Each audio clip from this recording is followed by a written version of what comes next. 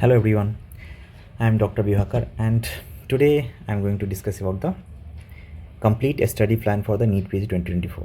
तो अभी एग्ज़ाम के लिए आप सपोज करिए 30 to 40 डेज ही है आपके पास. Now planning should be to cover as much as you can in very less time. आप लोगों में से कुछ ऐसे स्टूडेंट होंगे जो कि बहुत दिनों से लॉन्ग वीडियो पढ़ रहे हैं, बहुत दिनों से अपना नोट्स बना रहे हैं, बट अभी इस टाइम पे हो सकता है ऐसा कि आपका कोर्स कंप्लीट ना हुआ हो. सपोज़ आपने कोर्स को 50% कंप्लीट किया हो, किसी ने 70% कंप्लीट किया और कुछ लोगों ने पूरा 100% कंप्लीट कर लिया. सो ऐसे भी लोग होंगे. सो अगर 100% कंप्लीट कर लिया, उनके लिए क्या प्लान होना चाहिए अभी, ताकि आप अभी सबसे ज़्यादा आउटपुट दे सकें. सो स्मार्ट स्टडी जब आप करेंगे तो आपका आउटपुट सबसे ज़्यादा होगा. तो हमें क्या करना चाहिए नीट पीजी 2024 के लिए? सो मैं इसको सेक्शन में डिवाइड कर रहा हूँ. सबसे पहला, number 1, understand the exam pattern. Exam में आपको इतना पता है 200 क्वेश्चंस आते हैं, ओके. एंड एनबीए ने अभी इसको चेंज भी कर दिया है, थोड़ा बहुत क्या, बहुत सारा चेंज कर दिया. अभी क्या किया है एनबीए ने, 200 क्वेश्चन को आपको फाइव पार्ट में डिवाइड कर दिया है, ठीक है. So 5, A B C then D then E, 5 part. Each part में आपको 40 क्वेश्चन होंगे. 40 question, 40 questions, 40 questions and 40 question. And सबके लिए 42 मिनट्स दिया गया है. 42 मिनट्स. तो ये एग्ज़ाम पैटर्न हो गया आज के डेट में हमारा कि 40 क्वेश्चन ईच का एक एक क्वेश्चन पेपर आएगा. आगे जो हो रहा था उसमें था 200 क्वेश्चन का क्वेश्चन पेपर.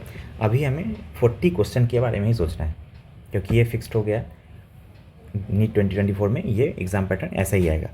सो 40 क्वेश्चन के हिसाब से हमको प्लानिंग करना है, क्योंकि एनबीई स्ट्रिक्टली आप इस ए बी सी डी और ई में आप मूव नहीं कर सकते. आप एक बार ए में गए, फर्स्ट स्टार्ट भी थे ए, आप इस ए को कंप्लीट करेंगे, 42 मिनट में आपका कंप्लीट हो गया, तभी आप बी में जा सकते हैं. बी को कंप्लीट कर लिया आफ्टर 42 मिनट्स, देन तभी आप सी में जा सकते हैं आप, और बैकवर्ड आप नहीं आ सकते.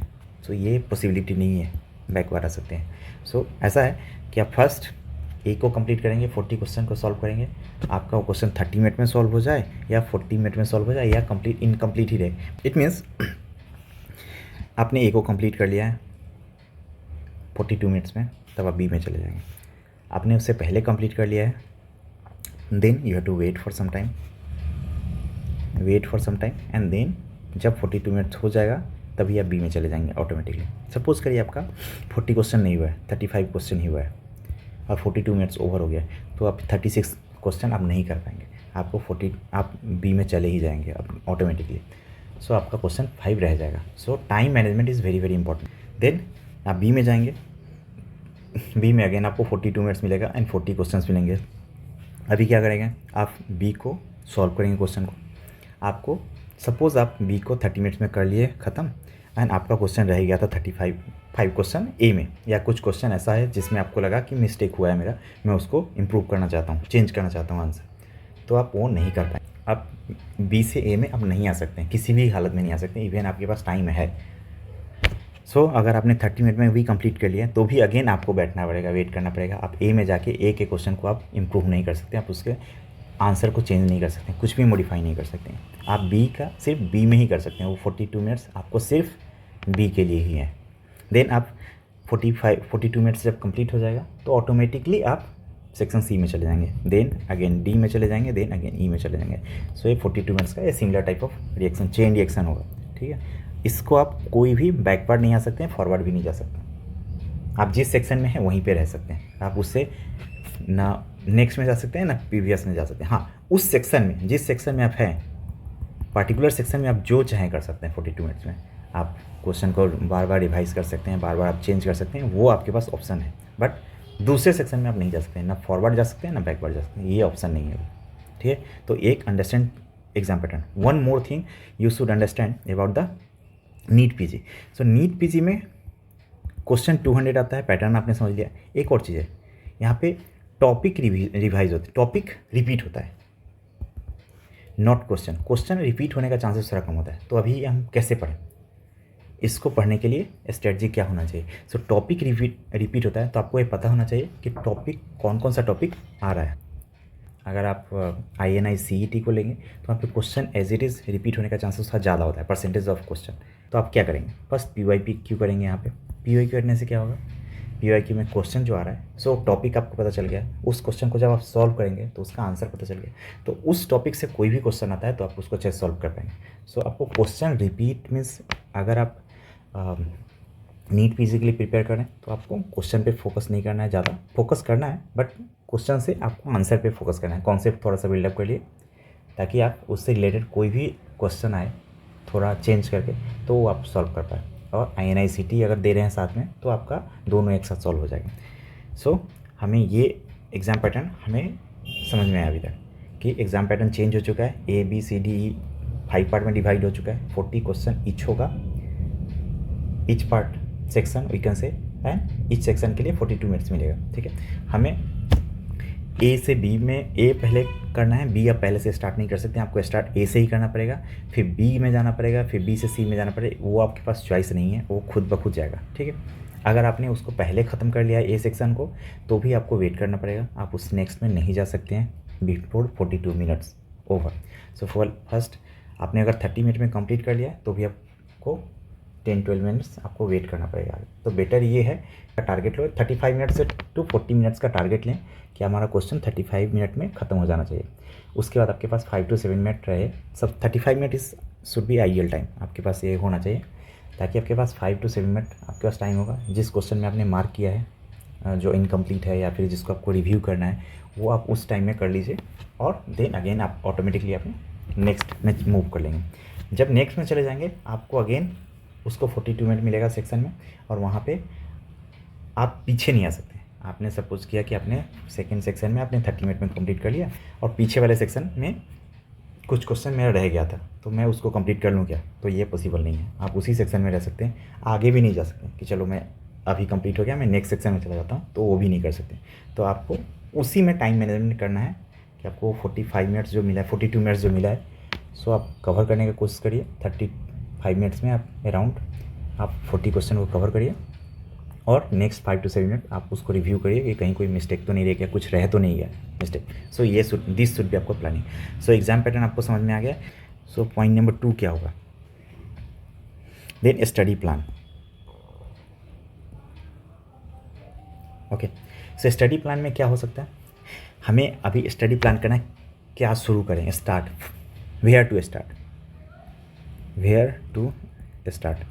अब वेयर टू स्टार्ट मीन्स क्या, ऐसा तो नहीं कि आपने स्टार्ट नहीं किया अभी तक, स्टार्ट कर चुके हैं। अभी का टाइम है, आप फुल कोर्स कर नहीं सकते हैं। आप ये सोचेंगे कि मैं नेक्स्ट ईयर के लिए प्लान कर रहा हूँ, चलो इस बार अच्छा नहीं हुआ तो नेक्स्ट ईयर प्लान करूँगा, ये भी अप्रोच गलत है। क्योंकि आपको अभी एग्ज़ाम दे रहे हैं तो आपको इसमें जितना ज़्यादा से ज़्यादा हो सके आपको मार्क्स पे फोकस करना है, क्योंकि आपका मार्क्स जब ज़्यादा आएगा तो आपको होगा कि हाँ मैंने लास्ट एग्ज़ाम में इतना मार्क्स किया है। जो अगले बार के लिए प्रिपेयर फिर से करना चाहते हैं, जिनको आपको लग रहा है, और जो लोग इस बार के लिए प्रिपेयर कर रहे हैं उनको तो अच्छे से प्लान करना ही होगा। तो स्टडी प्लान बहुत इंपॉर्टेंट है।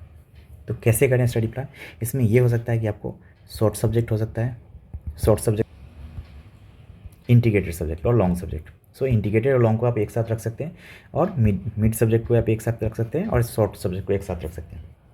बट क्या हमें इस तरह से पढ़ना है, पहले शॉर्ट पहले लॉन्ग या फिर मिड। सो कैसे प्लान कर सकते हैं आप, क्वेश्चन किस सब्जेक्ट से कितना आता है और उसमें टाइम कितना देना पड़ता है। सो हमको 2 चीज़ मैनेज करना है, one is time management and दूसरा क्वेश्चन, उस सब्जेक्ट से कितना ज़्यादा क्वेश्चन आता है। सो 2 वेटेज को एवरेज करके हमें ये देखना है कि कौन सा सब्जेक्ट हाई यील्डिंग सब्जेक्ट है। हाई यील्डिंग सब्जेक्ट को हमको कवर करना है,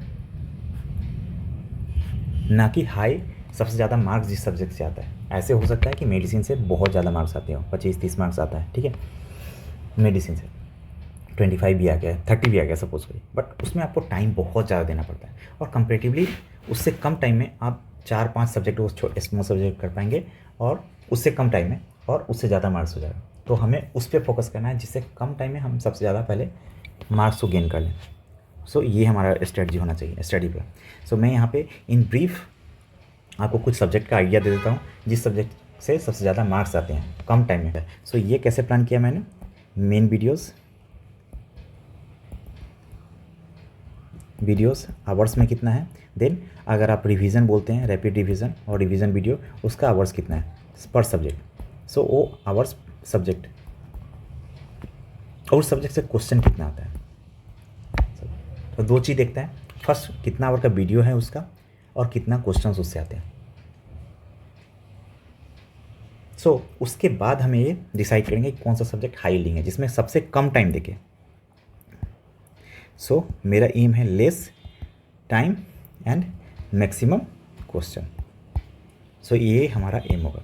सो इस एम में कौन कौन सा सब्जेक्ट सबसे पहले आता है। सपोज मैं पीडिया दे रहा हूँ, पीडिया जिसमें हाई यील्डिंग सब्जेक्ट इसको बोल सकते हैं, बिकॉज इससे मार्क्स जितना आता है आपको टाइम बहुत कम देना पड़ेगा, कंपेरेटिवली कम टाइम में आपको ज़्यादा मार्क्स गेन करेंगे। देन आप रख सकते हैं फार्मा रख सकते हैं, साइकेट्री रख सकते हैं, साइकेट्री, देन फार्मा रख सकते हैं, ऑर्थो रख सकते हैं, सर्जरी रख सकते हैं, देन ओबीजी रख सकते हैं, बायोकेमिस्ट्री रख सकते हैं। सो इन दिस सब्जेक्ट में आप इसको इंटरचेंज कर सकते हैं थोड़ा बहुत। सपोज जिस सब्जेक्ट को पढ़ के आपको सबसे ज़्यादा अच्छा लगता है इन सब सब्जेक्ट्स में, उनको सबसे पहले रखिए, सबसे पहले आप उसको कवर करिए and then go for the next. But high yielding subject को ऊपर ही पढ़ना है सबसे पहले। सो ये आपका स्ट्रेटजी होना चाहिए ताकि आपको ज़्यादा से ज़्यादा कवर कम टाइम में हो जाए।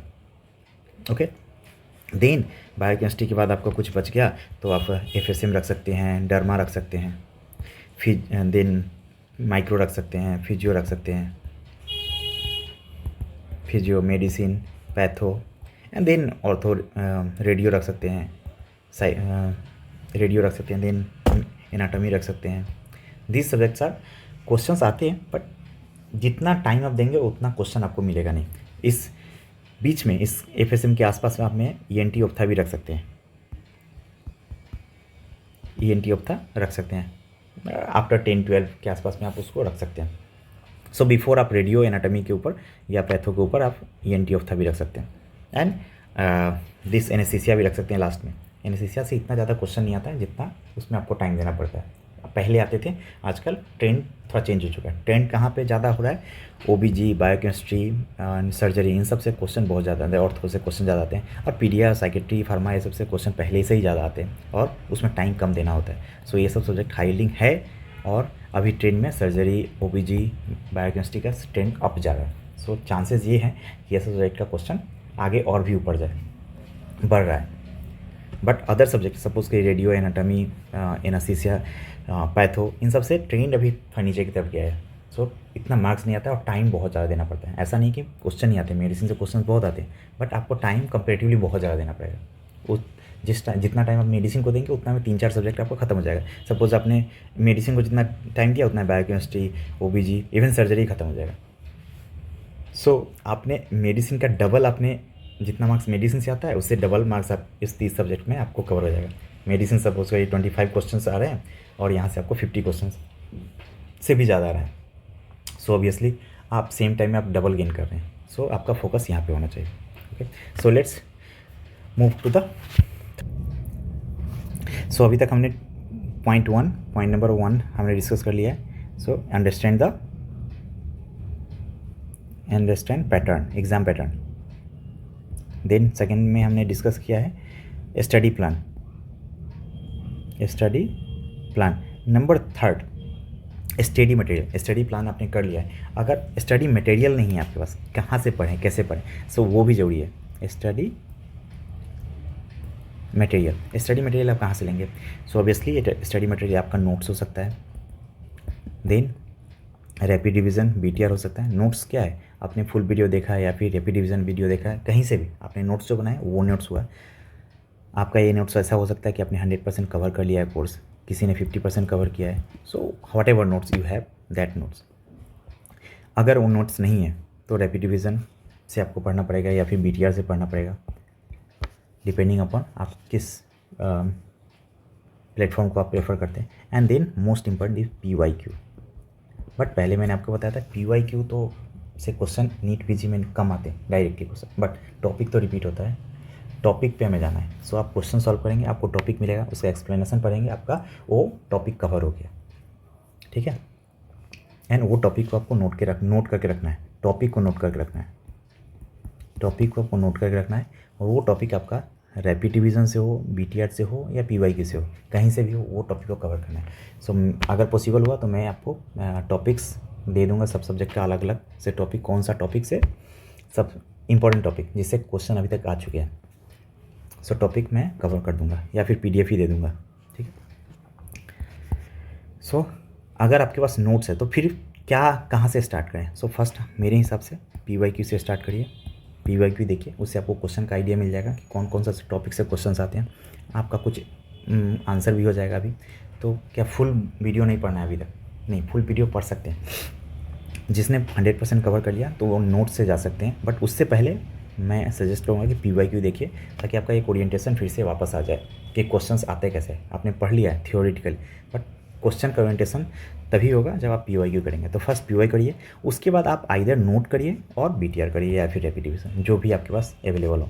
सो पीवाईक्यू प्लस इसका आंसर्स और डिस्कशन बोल सकते हैं, वो करिए। देन रैपिड डिवीजन, बीटीआर और नोट्स जिसके पास जो है अवेलेबल। सपोज आपके पास 30% नोट्स है कुछ सब्जेक्ट का, तो आप नोट्स के थ्रू जा सकते हैं, बट टाइम मत दीजिए ज़्यादा। और ये notes plus BTR rapid PYQ के लिए आपने 1 वीक्स दे सकते हैं, 1 weeks to 1.5 weeks, so 7 to 10 days, okay. And यहाँ पे आप दे सकते हैं 20 to 25 डेज, जिसमें आपको पूरा कवर करना है, BTR, rapid division, notes, whatever.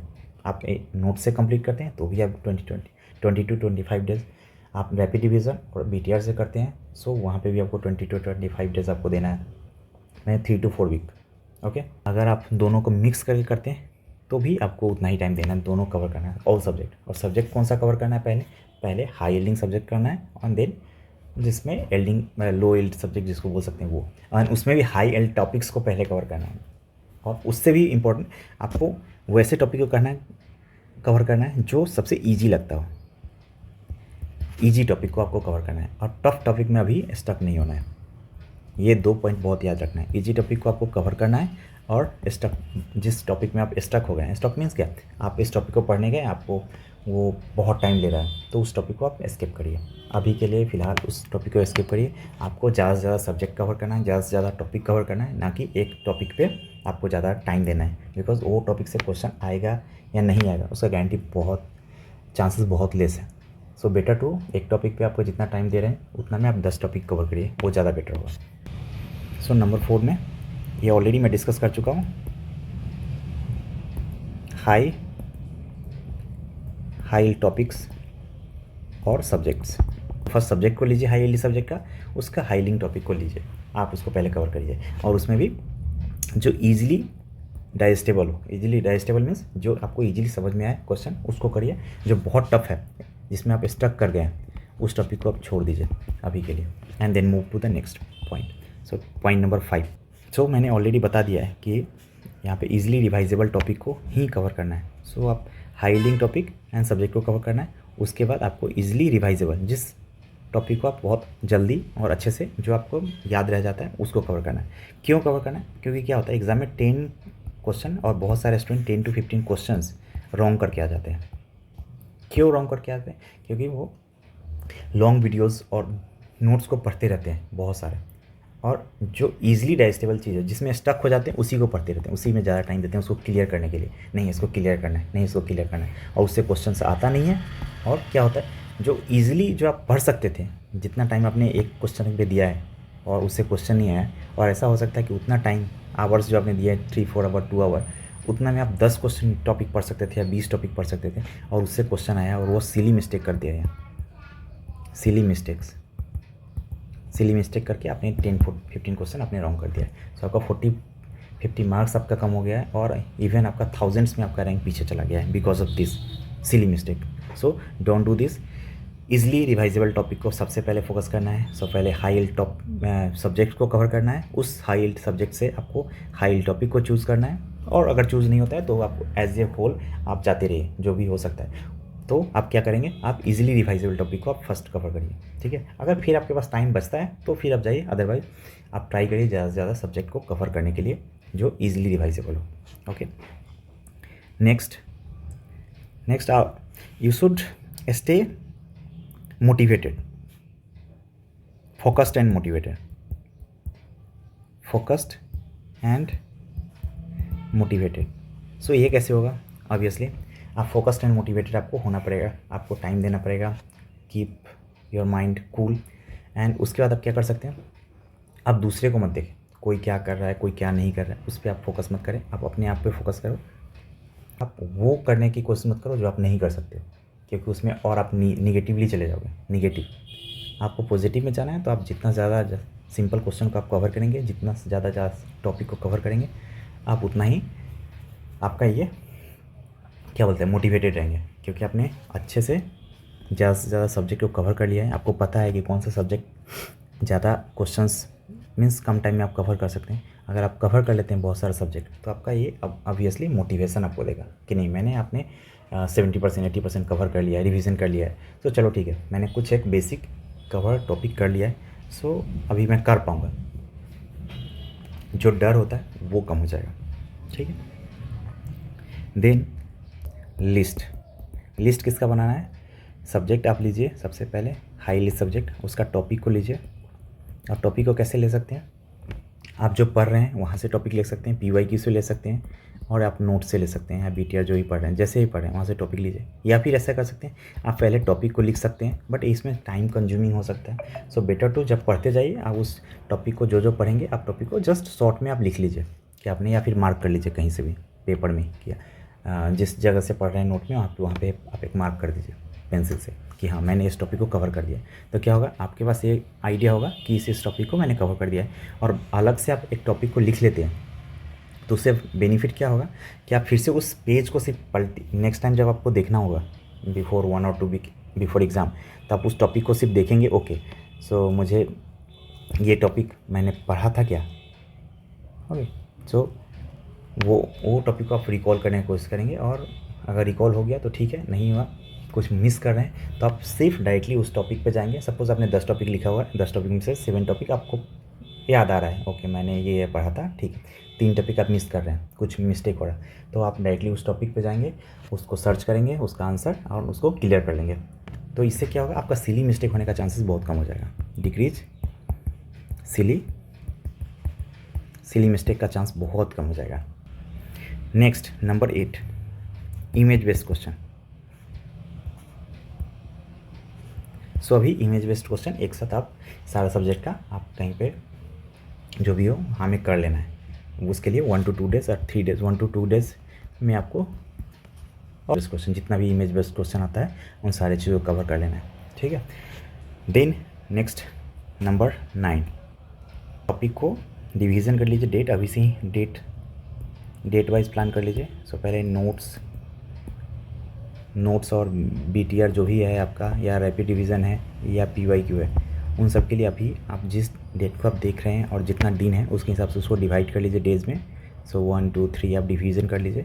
And last का फ्यू डेज़ 4 to 7 डेज़ आप रख दीजिए, जिसमें आपको फिर से एक रिवाइज़ करना 1 डेज़। सो लास्ट 1 वीक को आप 2 पार्ट में डिवाइड कर सकते हैं। सपोज़ आपने 1 वीक रखा है 7 डेज़, तो इसमें 6 डेज़ आप पूरा प्लान करिए रिवीजन करने के लिए, and 1 days completely free. So last 1 day should be completely free. वहाँ पे आपको कुछ नहीं रखना है, नथिंग, फ्री, टोटली फ्री। आपको कुछ अगर समझ में आ रहा है, कुछ एक ईजी क्वेश्चंस, उसको आप सिर्फ देख सकते हैं, अदरवाइज उसको फ्री रखिए, ज़्यादा चांस रखिए, ठीक है। एंड उसके पहले का 2 to 3 week and 3 to 4 week, suppose 3 to 4 weeks, आपने उसको क्या करना है, नोट्स को, आपके पास अगर नोट्स है तो नोट्स को कंप्लीट करना है, BTR और रैपिड डिवीज़न व्हाटएवर आपके पास मटेरियल है उसको आपको पढ़ना है, ठीक है। और हाई लिंक सब्जेक्ट से शुरू करना है, फर्स्ट सब्जेक्ट को शुरू करना है, एंड देन उसके अंडर टॉपिक से शुरू करना है, और उसका आप लिस्ट बनाते जाइएगा शॉर्ट में, और उसको टिक मार्क करते जाइएगा, ताकि आप फिर से रिवाइज जो लास्ट 1 वीक में जो रिवीजन करेंगे उसमें आपको उसको टॉपिक को सिर्फ टिक मार्क करते जाना है। जिस टॉपिक को आपको ओके ये टॉपिक देखा हूँ, टॉपिक नंबर 1 2 3 4 मैंने सही कर दिया, एंड 5th में थोड़ा कन्फ्यूज़न है, तो उस 5th को आप टॉपिक को पलटी मार के फिर सिर्फ 5th को देखेंगे, and then move on 6 7 8 9, and then अगर 10 में कन्फ्यूज़न तो 10 को आप देखेंगे एंड मूव ऑन, दूसरे में नहीं जाना है, ठीक है। ऐसे करके आप लास्ट 4 to 7 डेज़ अगेन आप रिवाइज कर सकते हैं, and then last 1 days that is should be free. So वो आप रिलैक्स करिए। और कुछ टॉपिक ऐसा है जो simple topic, easy, last 1 days में ईजी टॉपिक, नॉट टफ, कोई भी टॉपिक कहीं से भी आ रहा है, कोई भी बोल रहा है, उस पर जाना ही नहीं है, nothing. And then finally number 10, so आपको हेल्थ पे ध्यान रखना है। हेल्थ पे अगर आपने एग्ज़ाम में आपका हेल्थ मेंटल फिजिकल अगर अच्छा नहीं है तो आउटपुट बहुत ख़राब होगा। तो क्या करना है इसके लिए, आपको स्टे हाइड्रेटेड, मिक्स डाइट और बैलेंस डाइट आपको लेना है। कब से लेना है, ये last 7 days at least. And then third and most important जिसको बोल सकते हैं स्लीप साइकिल। आपको लास्ट 1 वीक में आपको स्लीप साइकिल अच्छे से मेंटेन करना है। So better to keep yourself happy, motivated and physically fit means what, stay hydrated, अच्छे से डाइट ले ताकि आपका पेट में कोई अपसेट ना हो। एंड देन स्लीप अच्छा ले ताकि आप एग्ज़ाम में आउटपुट अच्छा दें। अगर एक दिन पहले आप अच्छे से सोएंगे तो नहीं होगा, आपको 7 डेज अच्छे से साइकिल को मेंटेन करना है, अच्छा स्लीप लेना है। एग्ज़ाम का टाइमिंग आप देख लीजिए, अकॉर्डिंगली आप स्लीप साइकिल को सेट कर लीजिए। From my side all the best and thank you.